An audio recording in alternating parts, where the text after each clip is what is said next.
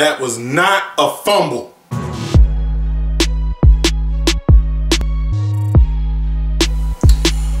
What is up, everybody? My name is Advance, and this is Advance Sports Talk. So, finally coming up on the last week of the season. And man, let's get into this. So, but first, a message from my sponsor, me. Look what just came. Y'all see the new shirt? Add Vance, add a little Vance in your life. So, just in, what made it just in time for the New Year's. New design, goal assassin. Make a plan and stick with it. This is your plan for success. Advance. Advance again. Advance more. Repeat. So, when you hear the word assassin and you think of a more Asian inspired design, there you go. Gold assassin with the samurai helmet on it. Hold up, light it, let me turn it. There we go. On the back, same thing, except it looks like a Japanese scroll. Now, let's get into this. First off, as usual, starting off with my Buccaneers. Oh snap, hold up, I'm messing up.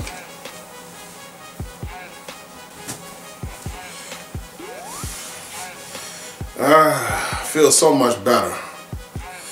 See how it ties everything, the hat ties everything together. Red, white, red, black, everything. Alright, so starting off with my Buccaneers as usual. Wasn't really much to talk about in this game. It was looking good in the first quarter. I said, the one thing that I said was, look, we need a score in the first half. And I said, you know what? We need a score in the first quarter. And I'll be damned. We got a score in the first quarter. Then we got a score in we got scores in the second quarter. What was it? Leonard Fournette. Then Leonard Fournette, Mike Evans again, Chris Godwin, Gronk, or was that the last game? I don't know, but like, look, man, we just kept running the score up. I think Tom Brady got flashbacks to Buffalo when it was snowing back in 2010. I'll get to that in a second. But yeah, so the Bucs dominated every facet of the game. Offense, defense, special teams. Oh man, it was cool. It was real cool. So now the Buccaneers are 10-5. We have clinched a playoff berth. So now it's all about seeding. So the way it looks now, if it ended today, we play the Washington football team. So I'm gonna get into that on my playoff video. So, but moving on. So the Buccaneers clinched the playoff berth. We are in. Doesn't matter what happens on Sunday, we're in. So going back to the game. So the game was pretty solid, and Tom Brady got over 320 yards passing in the first half alone. So I think he played like maybe one drive in the second half at the start of the third quarter. Then they sat Brady down. Here comes Blaine Gabbert. And Matt, excuse me, YouTube. He fucked up the rhythm. Blaine Gabbert completely messed up the whole rhythm. We had a decent thing going. You know, we had him shut out. Yeah, we had a decent thing going. It was 41-0. And then here comes Blaine Gabbert. He came in, he threw a 3 and out. We had to punt the ball, and then they ran it back for a touchdown, thus costing me 5 fantasy points. Thanks, Blaine Gabbert. But nonetheless, that was the only score that they got that game. And there was no score in the fourth quarter, but that's strictly because Brady wasn't playing and Blaine Gabbert was, I guess, getting reps under. And I was thinking to myself that with Ryan Griffin being on the COVID list, and yeah, pretty much if they was going to start our backup, then we might as well have just activated Josh Rosen. I have selfish reasons for this, of course, but now that but we couldn't activate Josh Rosen because they was just signed like 2 days ago, like 2 days prior, like 2 days before Christmas to the 49ers. So, and they didn't even play him. So what? Personal reasons that I had is that I picked up Josh Rosen in my Madden franchise, and he went on to carry the torch after Tom Brady retired, and he took my team to the Super Bowl and is now mentoring a young black quarterback. But I digress. So overall, Buccaneers won 47-7. And man, like, yeah, that was a win that we desperately needed, especially after coming off of last week's win against the Falcons. And I just realized how they set the schedule up. Because at first I was like, hold up, it doesn't make sense. Why would they schedule Atlanta, Detroit, and Atlanta and only have like a game in between Atlanta? But no, whoever made that schedule is genius. Because guess what? Last 3 weeks of the season, Tom Brady don't got to play outside. It's starting to get colder now. So, you know, when you get cold, that arm don't work like it used to. So, BA, you're a genius. But yeah, so, yeah, it's all, last 3 games are in domes. Atlanta, Detroit, Atlanta again. So, oh man, that's awesome. But in any case, going back to hold up, now that I think about it, the Vikings was in a dome too. Oh man. All right, so speaking of the Vikings, we're gonna start the Thursday night. I'm sorry, the Friday game, Christmas morning game. Minnesota Vikings versus the New Orleans Saints. And boy, did the Saints bounce back. They was like, yo, we will not lose a 3rd game in a row. Yeah, like I said, Drew Brees was back in action.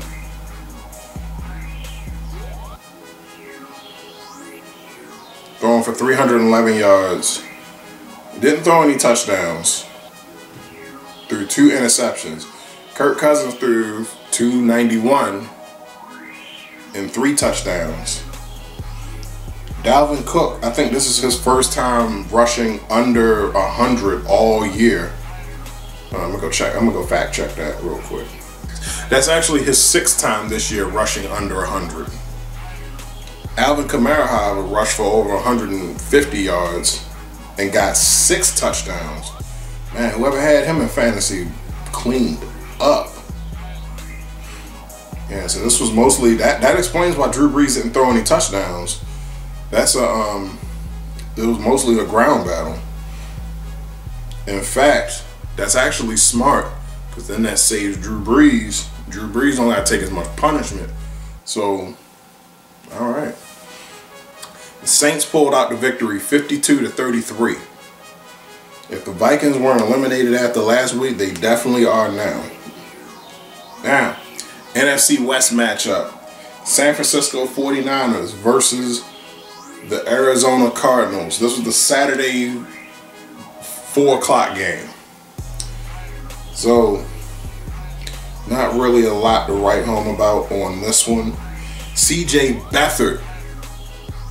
I'm sorry, I lied. CJ Beathard. First time in action since 2018. Going for 182 yards and 3 touchdowns. Kyler Murray, 247, no touchdowns, 1 interception. Jeffrey Wilson rushing for 183 yards. George Kittle, 4 out of 5 targets. Caught 4 out of 5 targets for 92 yards. Oh man, DeAndre Hopkins did not do much this game. 49ers got the victory, 20-12. Miami Dolphins versus the Las Vegas Raiders. It came down to literally like the last 23 seconds in the game. 23 seconds in the game, the Raiders get a field goal.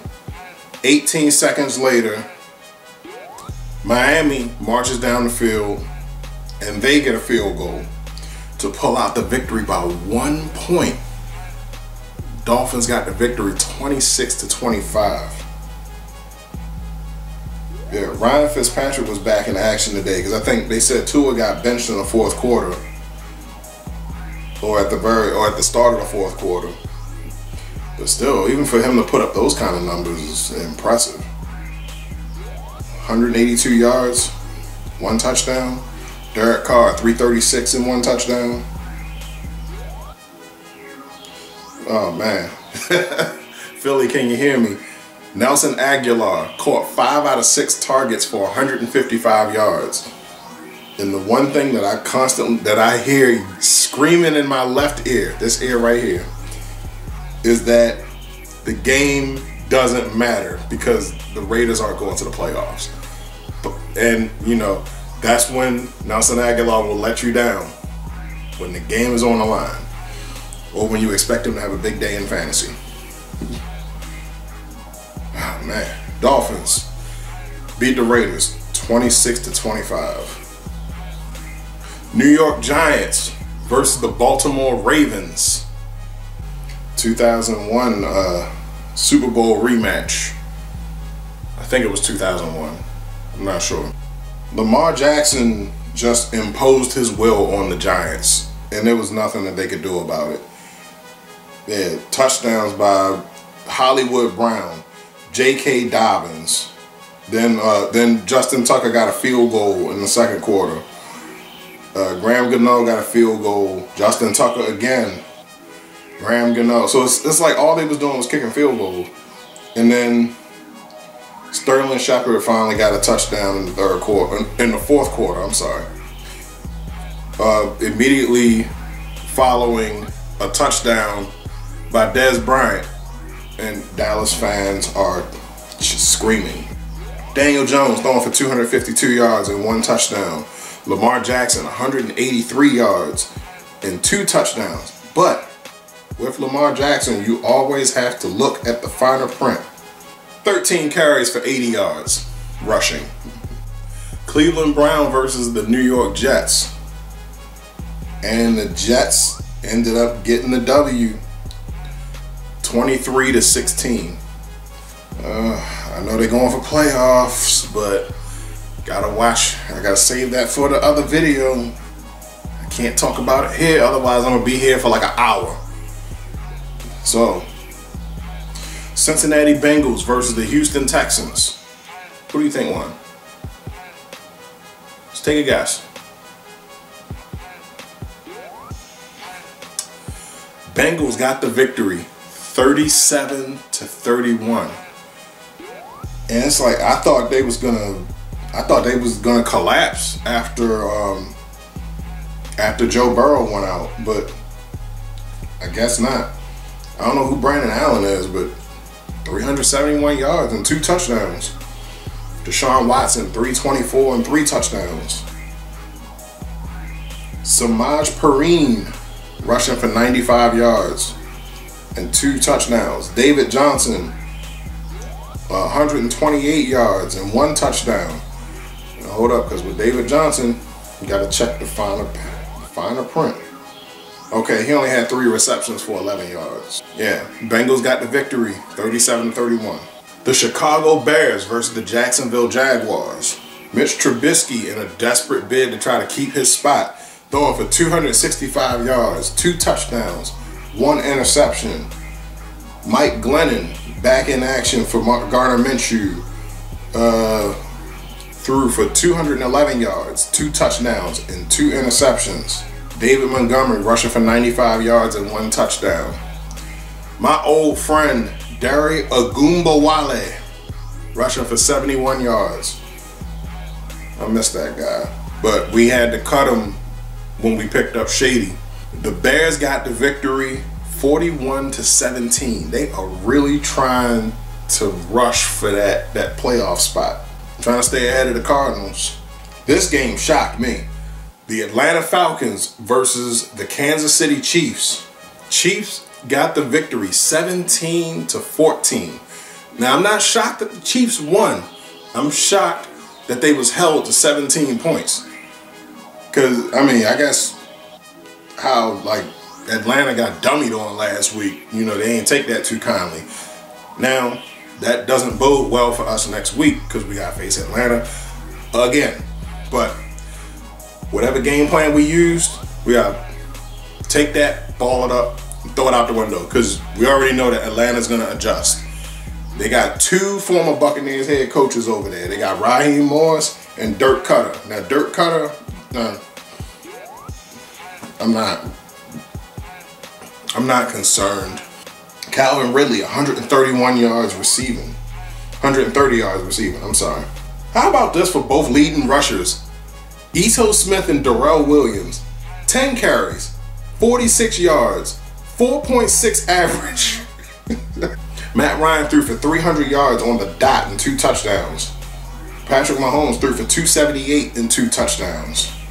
Man, Chiefs, 17-14. Look, I was watching this one with a close eye, and I'm actually surprised at the outcome. Indianapolis Colts versus the Pittsburgh Steelers. Steelers almost like to lose this game. They was about to lose, make it 4 in a row.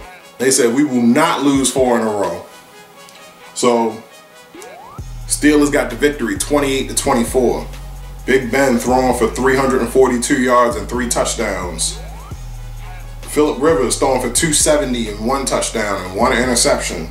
Juju Smith-Schuster having his first 90-yard game in a minute.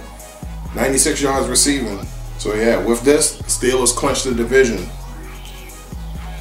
So they got the victory over the Colts, 28-24. Denver Broncos versus the LA Chargers. Drew Lock throwing for 264, no touchdowns, 2 interceptions. Justin Herbert threw for 253 and 1 touchdown, no interceptions. Melvin Gordon rushed for 79 yards against his former team. And let's see, Deshaun Hamilton, 77 yards receiving. Despite all of the yards and offense that the Broncos got, the Chargers beat them 19-16. Next, the Carolina Panthers versus the team formerly known as the Washington Redskins. Because I refuse to call them the football team. It's just so generic. The football team? Which football team? There's 32 of them. Carolina Panthers versus the team formerly known as the Washington Redskins. Teddy Bridgewater threw for 197 yards, 1 touchdown, one interception. Taylor Heinicke throwing for 137 yards and 1 touchdown. And you know what? I gotta give Washington credit because the reason why Taylor Heinicke ended up starting is because they benched And then after the game, they cut Dwayne Haskins because he was violating COVID-19 protocol, putting everybody on his team at risk, including his coach who was going through chemotherapy. Good job, Dwayne. You had one job. One job. That's all you had to do, was just be the starting quarterback for the Washington Redskins. The team formerly known as the Washington Redskins. And then it's like they gave you a chance. They took your captaincy. And then, like, you excuse me, YouTube, you fucked it up again. But hey, if Josh Gordon can get another chance, another chance, I'm sure there'll be a team that's going to pick him up. That's going to pick up Dwayne Haskins. Carolina Panthers did everybody in the NFC East a favor and got the victory 20-13. The LA Rams versus the Seattle Seahawks. And I gotta say, the Seahawks defense decided to show up this week. Either that or classic Jared Goff decided to show up this week. I don't know, but either way, Seahawks got the victory 20-9. And DK Metcalf didn't have to get 100 yards receiving to do it. All right, I'm gonna come back to this one because I need to spend some time to talk about this. Anyway, Tennessee Titans versus the Green Bay Packers. And man, the Titans, I don't know if they was pulling back or whatever, but they just got their asses whooped. Green Bay smoked them 40-14. Aaron Rodgers throwing for 231 yards and 4 touchdowns. Derrick Henry rushed for 98. A.J. Dillon. Whoever A.J. Dillon is rushed for 124 yards and 2 touchdowns. Aaron Jones had 94. All right, so Packers got the victory 40-14. So. Sorry, I don't know that. If you have a minute, I can show you a few things I can do. Do you want to hear more? No. The hell? The Philadelphia Eagles versus the Dallas Cowboys. So, this was a heartbreaker. The Eagles was up 14-3 in the first quarter alone. Deshaun Jackson catching an 80-yard touchdown. 81-yard touchdown, I'm sorry. Officially welcoming him back to the league for this game, I guess. And then disaster struck. A touchdown by Michael Gallup. Field goal by Greg Zuerlein. Greg Belay. Field goal by Jake Elliott. Another touchdown by Michael Gallup. So Dallas was taking advantage of the Eagles' cover 1 scheme, and they just didn't adjust to it in the second half. So the touchdowns that the Eagles got in the first quarter, that was their only touchdown. So there was no other scores throughout the rest of the game. Not to say that Jalen Hurts wasn't moving the ball, because he was. Yeah, he threw for 342 yards, 1 touchdown, 2 interceptions. The second interception that he threw, that was bound to happen. He was trying to make something happen. There's 3 minutes left in the fourth quarter, so. But I gotta say this, and Cowboys fans know it too. That was not a fumble. So Jalen Hurts broke off on a 20-yard run like he usually does. When you cover all of his receivers, he makes you pay. He gonna run for it. So he ran. They brought him down. Both his knees are on the ground, and then they ripped the ball out at the end of the play, or after his knees hit the ground, and the refs called it a fumble. So a fumble. Dallas recovered it. They challenged it, or they booth reviewed it. The refs looked at it from every possible angle, and you know, everybody at home saw it. All right, his knee is down. But then they was like, oh, but the ball moved an inch, or it moved a little bit. It bobbled. No, it didn't bobble. It moved, but it never left Jalen Hurts' hands. So yeah, they so yeah, that was a BS call. It was bullshit. Y'all know it. And you know what else y'all know? You know what else you know? Jerry Jones don't care about black people. That's right. Never forget it. Always some bullshit with Dallas though. Dallas got the victory, 37-17. Monday night game, the Buffalo Bills versus the New England Patriots. And I say they picked the perfect time to exact some sweet revenge on New England. I'm saying New England, not Tom Brady, because Tom Brady ain't there no more. But yeah, the Bills dug up in the Patriots 38-9. Cam Newton got benched for Jarrett Stidham. And yeah, Belichick was not happy. Not happy at all.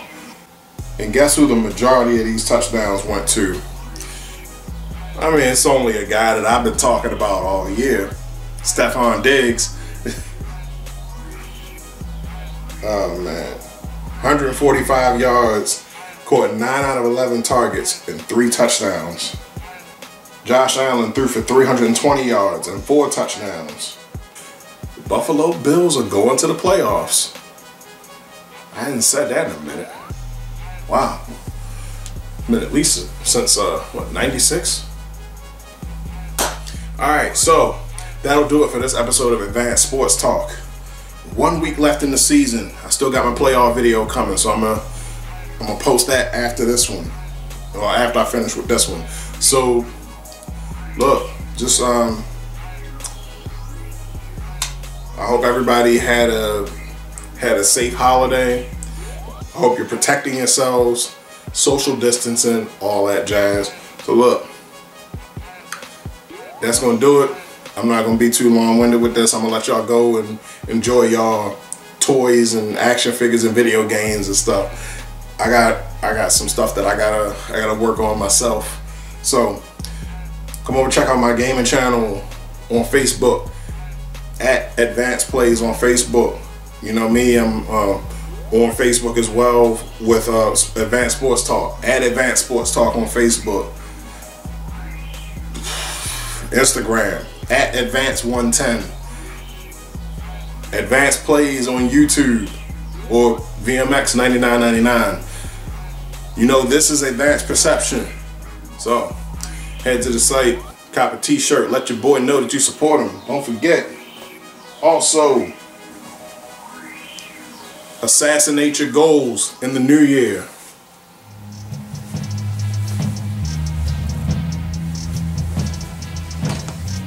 Like, share, subscribe on everything.